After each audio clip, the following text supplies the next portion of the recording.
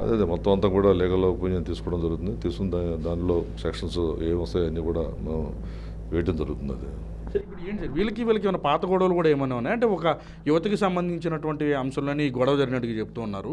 ఈ రాడ్లు లేకపోతే ఈ బ్యాట్లు ఇవన్నీ తీసుకుని దాడి చేసుకోవాల్సినంత అవసరం ఏమొచ్చింది సార్?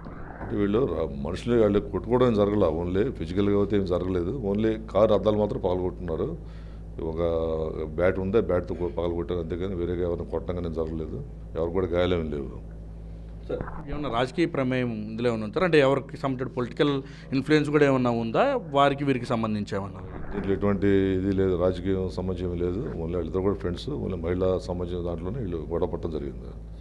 ఏం చెప్పారు సార్ మీరు విచారించినప్పుడు? ఏం చెప్పారు వీళ్ళు? అంటే ఇద్దరిని మొత్తం ముగ్గురు అదుపులో ఉన్నారు కదా, అసలు ఏం చెప్పారు? దేని గురించి గొడవ జరిగిందని చెప్పారు? ఇదే మహిళ గురించి అని చెప్పారు. మహిళ గురించే ఇలాగ గొడవ పడ్డామని చెప్పడం జరిగింది.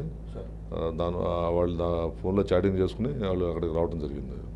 డేటా కూడా ఏమైనా అనలైజ్ చేస్తున్నారా? వీరికి సంబంధించి ఇంకా భవిష్యత్తులో ఎటువంటి యువత ఈ వ్యవహారాలు పాల్పడితే ఎలా ముందుకెళ్తారు? అదే మొత్తం అంతా కూడా తీస్తున్నామండి. మొత్తం అంతా కూడా కాల్ డేటా అని కూడా తీయడం జరుగుతుంది.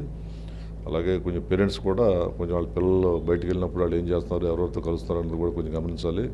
ఏమన్నా కానీ ఏమాత్రం వాళ్ళకి అనుమానం వచ్చినా సరే వాళ్ళ మీద వాళ్ళు కొంచెం కౌన్సిలింగ్ ఇచ్చి వాళ్ళు అటువంటి బ్యాడ్ ఫిల్స్ దగ్గరికి వెళ్లకుండా చూసినట్టు చేసుకోవాలి.